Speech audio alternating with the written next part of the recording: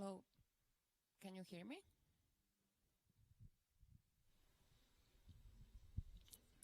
Now?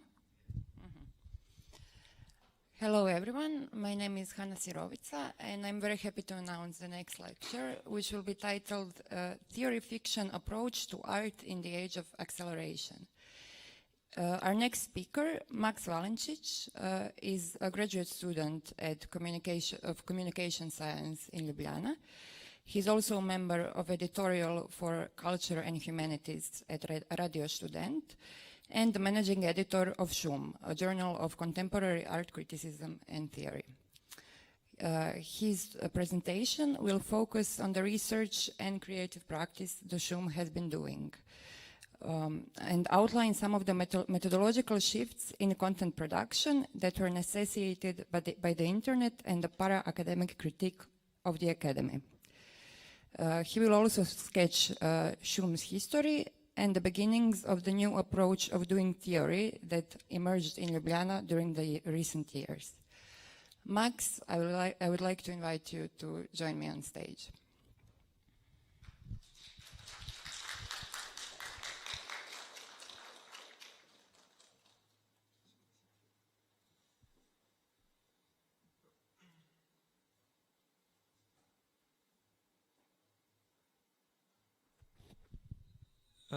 Thank you for this kind introduction, and thank you for the organizers for making this possible. My talk will be a little bit different from the previous speaker, Tomasz, since it will be also more traditional. When I was thinking about what would be the proper way to present Šum to all of you, I decided that I will give like a 20-minute talk where I will not so much focus on the content that we are doing with Šum, but more on the mindset, because I think that this is what separates Šum from some other publishing houses or journals, and it was also the thing that made it popular in Ljubljana and interesting even abroad or in other very unexpected places. And I think that this will also work better because this kind of reflection on the topic of criticism, art world and theory could be more needed than a classical exposition of our work. And before I start, I encourage all of you to check our new website, sum.si, sum.si, where you can also access the last issue. And otherwise, you can check our social media, where you will get a better perspective on the past and current projects we are currently making.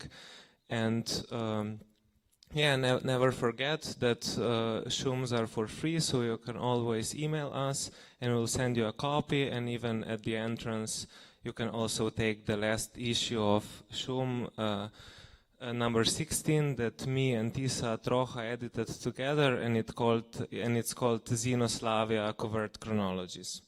And it's very much written in this kind of mindset of theory fiction and this kind of internet theories that are popular within the space of philosophy and art.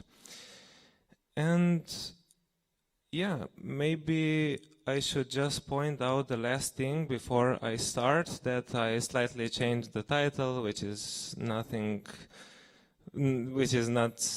drastic. So now the title of my presentation is called Art Criticism in the Theory Fiction World.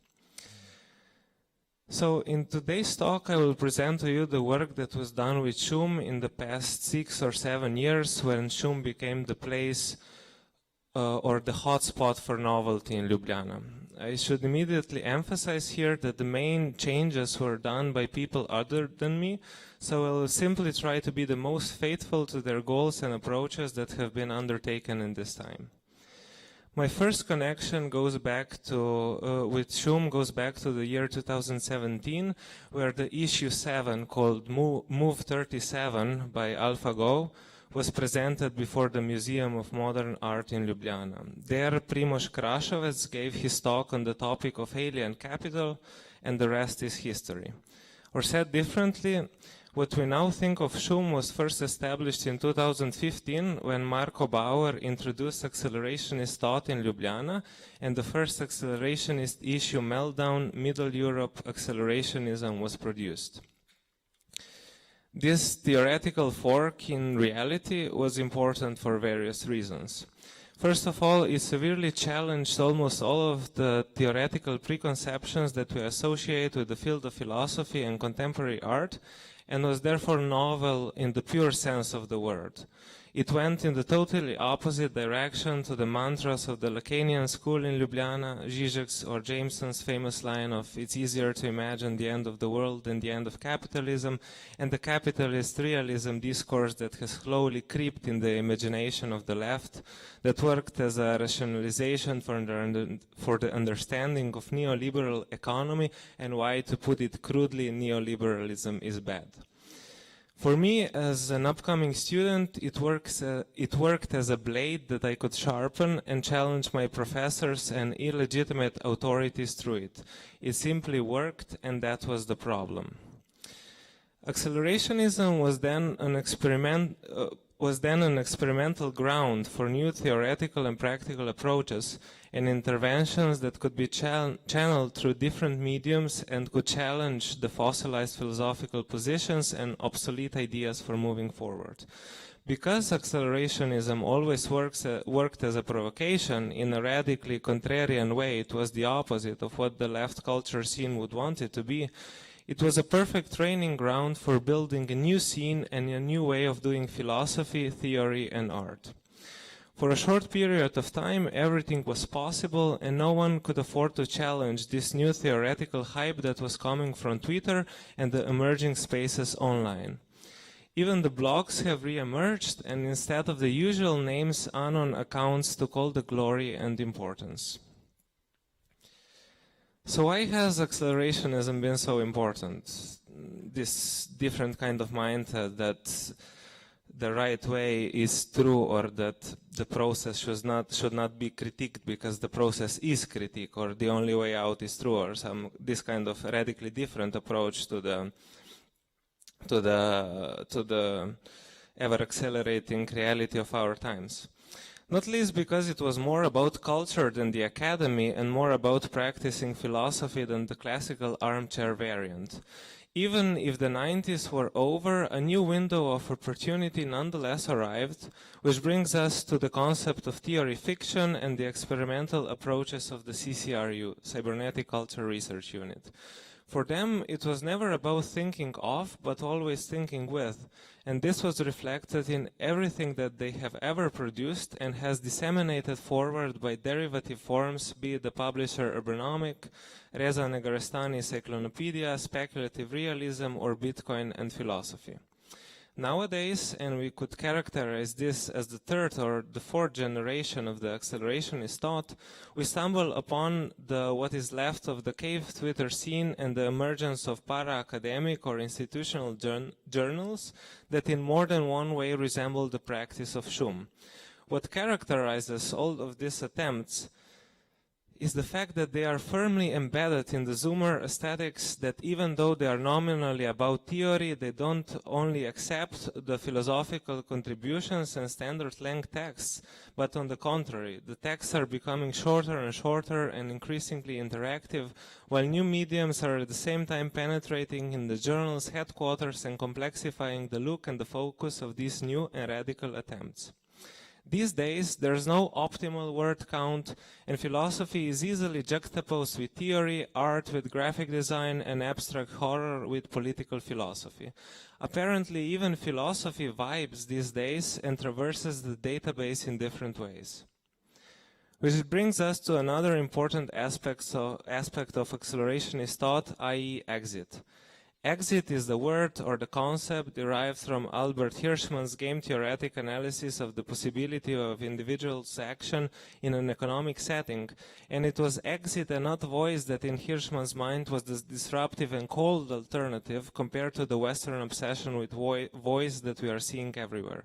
To be more concrete, Exit was for accelerationism of the utmost importance, primarily because it discovered a mechanism for institutional change, for a complete resignation of contexts that have been corrupt long before the 2015 came along. It was a new kind of mindset that went against the grain of the more consciousness-raising and activist-minded liberal cultural scene that has taken over the cultural expression in the field of philosophy, theory, and contemporary art. This was therefore a challenge that emerged firmly within the culture war and was all about the fragmentation of consensus and announced the arrival of the post-truth, even in the theoretically and logically savvy way.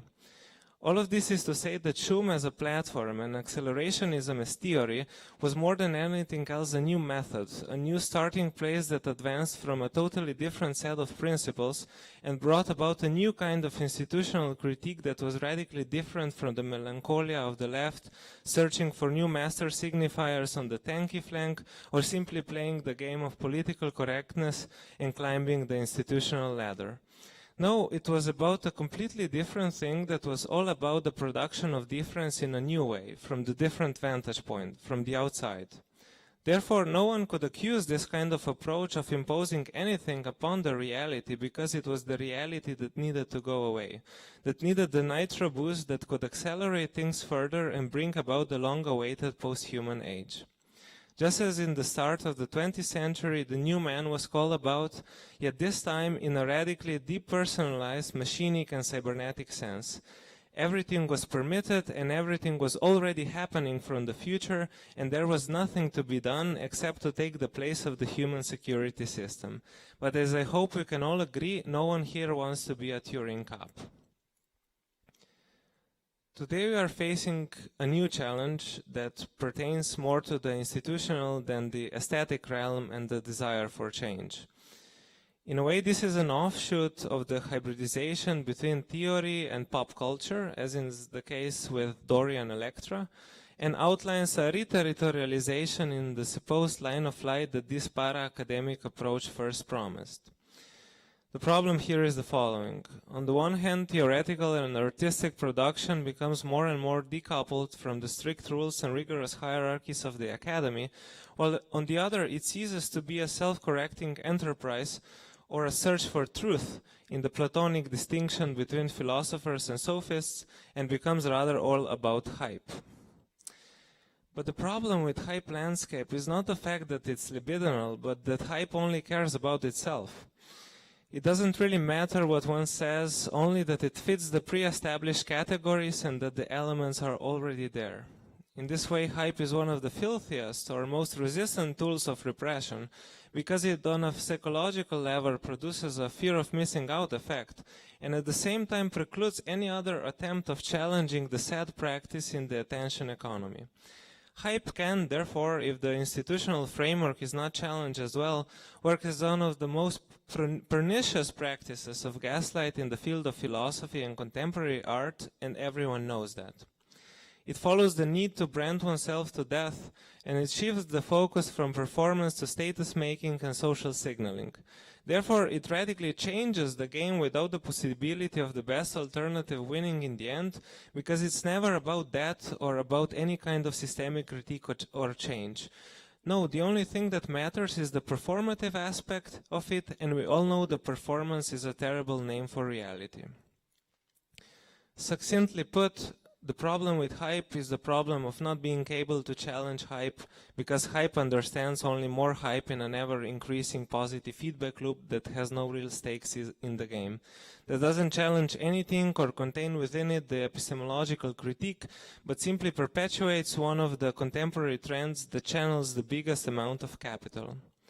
In that way, most of the para-academic attempts become quickly commodified, neutralized, and recuperated from other authorities, and become even more embedded in the everyday ways of life. They quickly become the colonial practices that we have been warned about. So how can we change this? Maybe Justin Murphy is right, and we need a thoroughly revised version of the already existent social credit system in the West for epistemological critique and lying. In the post-truth era, the truth isn't lacking, since the problem is the proliferation of truth, without any sufficient criteria or attempt to test the reality not only in the laboratory setting. We have to be more open to the formalization of governance and practices, and similarly to the points Benjamin Bratton is making, we should think beyond governance understood only in the repressive sense. Only in this way it will become sensical to speculate on the future, since without that the options are already put in place. Think GameStop. Post-hype landscape has to be connected with the increasing autonomy of cultural production, and in this way with the institutional critique. When we think about autonomous trends or autonomous culture that could self-perpetuate and bootstrap itself into reality without already being an anchor for something else, we have to take into account the position of our institutional critique and production. We have to seriously consider if, for example, the art world is the best place for producing art, or if the predominantly liberal culture scene is really the place where the novelties will emerge. One is reminded here of what Deleuze says about the state, i.e. that it shouldn't be the state that the state is still perceived on the left as a horizon for political thought and action. Exit in this context therefore means being aware of the alternatives and taking them when the opportunity arises. Otherwise we see only the perpetual memeplex of the directions from financial capital and the power relations within the community. But to highlight the example of Web3, we find there the ability to suspend previous third parties and in this way rethink what the right approach to critique would look like, what not already embedded positions could become reality. In a way, present social media platforms already work in this way, but the problem is that they still have a top-down oversight and don't empower creatives nearly enough, so that they are only stuck in following the algorithm, but at the same time need to retain the fidelity to the original field that got them to this point. We therefore already preclude the possibilities for a truly autonomous decision-making and simply reiterate the incentives through which we can only replace the game already in place. Where there's nothing else than the fidelity to the values and directions the third parties push us to, and it's uncanny to see a full-blown internalization happening everywhere. The crucial problem in the art world is then, following Reza Negrestani, the fact that it's not a self-correcting enterprise nor an autonomous one. In that sense, similarly to the Adam Smith invisible hand, it trades complexity for mystification and perpetuates hegemonic relations through the inability to challenge some of the preconceptions that kept its framework in place. Here as well, everything is about incentives, and it's no coincidence that people uncritically approve of statements like AI is neither intelligence nor artificial, whereas it should be the question of intelligence and epistemological critique that drives research forward. Post-internet art should then channel the autonomy of aesthetic production, its kernel of the real. It should come to the point where culture generates itself without any artificial oversight that curates the possibilities in advance and steers art production in places that are well-defined and predictable. Art should first try to express the generic and then, in the second step, try to infrastructurally intervene in the space and add something sharp and constructive. There's always more money to be made, but there's also ability to change the function of money. And there's also the ability for art world to not only speculate and imagine the alternative futures, but take their realization seriously. Contemporary art then doesn't have to become low again to again focus on experience, but rather to challenge our current preconceptions in a meaningful way, to highlight what we first have to unlearn in order to learn again. Thank you.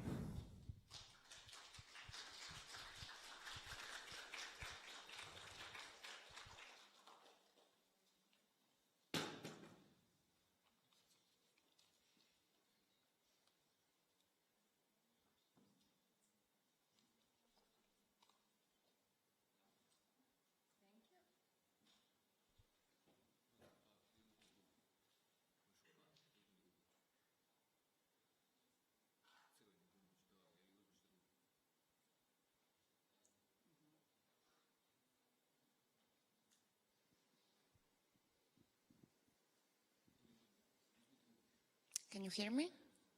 It's working. Hello, Max. Hi. Thank you very much for giving such a detailed outline of the theoretical framework behind your editorial strategy at SHUM. I would like to start with a more concrete question, which has to do with your latest issue, number 16, which is titled Xenoslavia, Covert Chronologies. So, could you explain the neologism of Xenoslavia, and also maybe tell us a little bit about the space-time of the issue or the chronologies presented there? Yes. The title Xenoslavia, it's again fully embedded within this inhumanist vector that we are pursuing, because the Xeno is one of the most important concepts of or orientation of this kind of post-human thought, and it has many variations. And in this case, it just came naturally because the main focus or the title of the biennial for graphic arts is Iskra Delta, this Yugoslav computer company that was really important in the 80s, but then after the transition was basically left to shatter to its pieces. So, of course, because of Iskra Delta and because of the local framework, we needed to produce an issue that has this cultural background and is aware of what was happening in this region and what were some of the most impressive or important attempts to, I don't know, produce new kind of technological infrastructure, new kind of knowledge, and so on and so forth. So we thought that it would be funny and interesting to combine Iskra Delta as some kind of speculative company from the future within this again speculative narrative of Xenoslavia, of how would this regional space be changed if, for example, Iskra Delta was still alive today and running, and what shift would this make in all levels of society.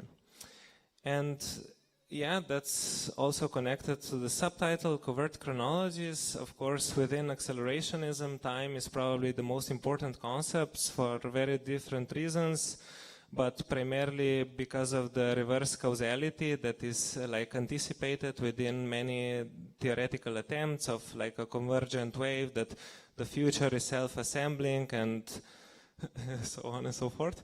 But it's also connected to the world-building interests and also the speculative dimension of Iskra Delta that I was already mentioning. So it's like a whole package, but actually the title was emerged naturally through the writing, through the piece Enea Kaučić wrote called Peculiar Transformation, where the idea was that this logical positivist philosophical group didn't migrate from fascism towards, I don't know, Great Britain or United States, but they actually came to Ljubljana. And that's why there's a stronger, there's more legitimacy to this claim. Yeah. What happens after they come to Ljubljana? Yeah, many different things. I mean, climate change is still here, so even this kind of purely rationalist approach in changing reality doesn't necessarily produce a total shift in how humanity approaches this X factor or risk and so on and so forth. But no, yeah, in many different ways. For example, it's interesting to think what would the intellectual production in Ljubljana look like if Carnap and company came to Slovenia. If, for example, there wouldn't first be an interest in Heideggerianism, Frankfurt School, and then structuralism, post-structuralism with Lacanianism, but this kind of totally different vector that is now alive and well, but we mostly associate with analytical philosophy. So yeah, it's relatively unknown or undervalued in these philosophical circles. And apart from that, people try, political economy works radically different. For example, we have radical markets. This is a concept by Glenn Weil and Eric Posner in their book, Radical Markets, Radicalism, Democracy. I don't remember exactly what it's called. And it has kind of this infrastructural and or as you call it in the field of economy, mechanism design approach to radically shifting the incentives or approaching all of this space as a kind of engineering project. And so yeah, there are a lot of different things in the story that are quite different from how we perceive what Ljubljana or Yugoslavia is. Thank you. Yes, I actually found the story quite interesting in that although everything is different, then it happened in history. In the story, we still end up in the same situation. But yeah, it had to do with changing the philosophical legacy. And I would like to direct my next question to the stance you take toward socio-political, towards the socio-political legacy of Yugoslavia, actually, in your editorial texts. So your co-editor, Tisa Troha, states in her editorial text that now is not the time for any Yugo-nostalgic longings after lost past, whereas your text is quite focused around ruins as a fascination which emerges in the 21st century.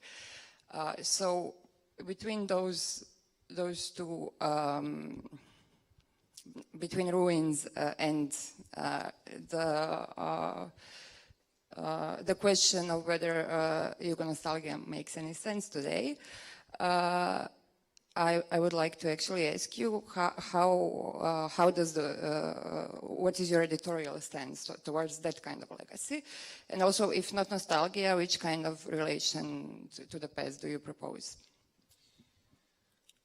Yes, I think that maybe, I mean, people from younger generation, me as well, didn't even have the chance to experience what is what like living in Yugoslavia. So these are all like second-hand stories from our grandpas and grandmas or our fathers and so on. But no, maybe the crucial point is not that it's not about fetishizing the past or whatever. It's more about trying to escape this path dependency of capitalism. And for example, Yugoslavia, be it through its interesting historical orientation, this taking the third path or the third way, I don't know what it's called in English exactly, and just the ability to try to revitalize this post-capitalist theorizing and critique makes this thing relevant, or enables us to go back in time and try to find some of the kernels or some indices that we can take now, revitalize, change them, but that could work really well in the future or for the needs of nowadays and so on. But yeah, I mean, and yeah, this is quite self-evident, but I don't want to talk for Tisa here, but I of course agree with her. And maybe this is with neo-rationalism, because my text is mostly based on this kind of new philosophical school that is mostly present online by people like Reza Negrestani, Peter Wolfendale, and I know a couple of other maybe less known philosophers. is all about this, again, gaining the outside view of ourselves, but it still retains the human element. It doesn't want, like accelerationism, fully exit the human. It doesn't want to fully relish these cybernetic inhuman forces that supposedly go beyond or challenge what humanity can grasp or handle. So it works slightly differently, but it still retains this idea of time being of utmost importance, that humanity needs to change, that it needs to ride on this vector of epistemological critique, that it has to shift the perception of what humanity is in order to better tackle the problems like climate change. That's why, for example, Reza Negarestani says that to tackle climate change better, we don't need better conceptions of nature, but better conceptions of the human. So that's why ruins play an important part in my text, because they enable us to gain this outside view on ourselves in order to more properly try to grasp this historical vector that we ride. Or probably that's enough.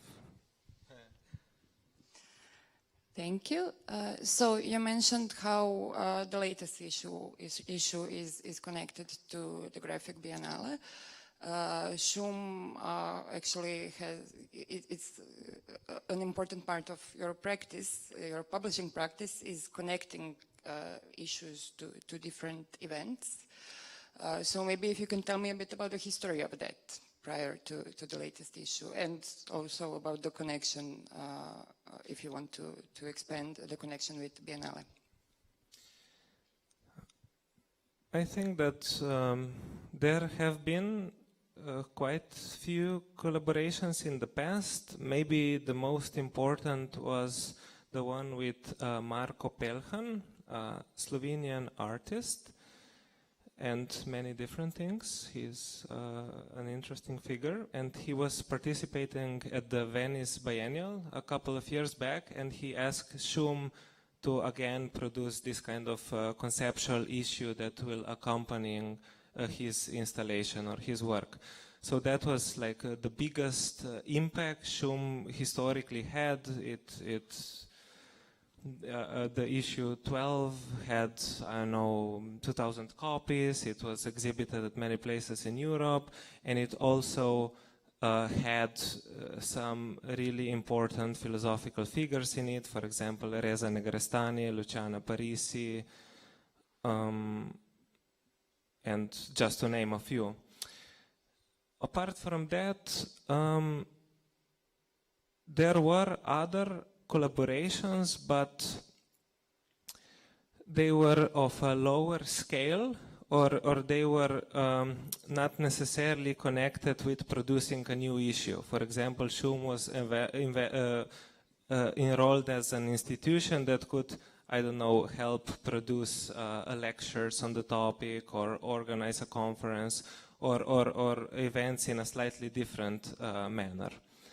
But yeah, I mean, that's probably what all journals try to do, and to keep the scene alive and lively, and potentially something that can gain attention and influence. So yeah. Yeah, thank you. Maybe, I would actually like to ask about the other cultural journals, since you mentioned that. Since in Croatia, we had a lively scenes of printed cultural magazines, and most of them have died off due to the lack of funding. So what is the situation like in Slovenia and in Ljubljana? I have to say that I don't have a good oversight around this thing, so this could fail miserably. So I don't know if I should like really comment on it. I mean, Shum is definitely not the only journal or publication house that is doing interesting things. For example, we have like purely theoretical journals. We have also this kind of theory that is hybridized with pop culture. For example, Xenogothic was in Ljubljana recently, that Masca invited him, and a book by Mark Fisher, Capitalist Realism, was translated. So there are many different attempts and different people that try to be contemporary and also try to make Ljubljana like an important town or capital with all of these lively discussions going on without being swollen by the culture war. Yeah, but I can't be more specific because I simply don't have the information. Thank you. I guess we took quite some time now, so maybe if there are any questions from the audience, now would be the moment. I don't think I need a microphone, but as a German, I would like to know what show means. Please take the microphone for the... Yeah. I do have to take the microphone. What does show mean? Yeah, show me is noise. Okay, got it. And did I understand it correctly that you can't really speak to the funding situation? Yeah, I mean, probably it's bleak, but I would speculate on But that. I mean, you're able to like give away the magazine for free, which to us as a fellow magazine is like amazing. So yeah, I would just be interested on a practical level. Yeah, I think that this is more like a business model that enables Shum to like proceed in this kind of direction, but it for example disadvantages it in opposite ways. I mean, yeah, Shum is supported by the Ljubljana municipality of culture or for culture. So it has some of the sponsors, some gallery funding, and it has a network of supporters or through Patreon and so on. But again, the most important thing to keep in mind, I think that most of Shums are connected to some bigger event. So in this way, we can produce many copies or can afford this kind of distribution because, for example, Ljubljana Biennial of Graphic Arts is potentially the biggest event this year in Ljubljana. So that's how we kind of managed to swim through these obstacles easily. Thank you. Any more questions?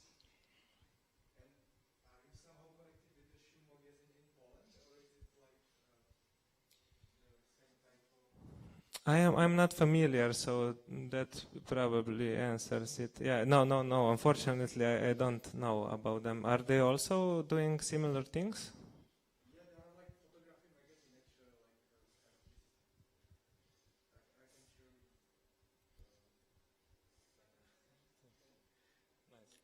can show you.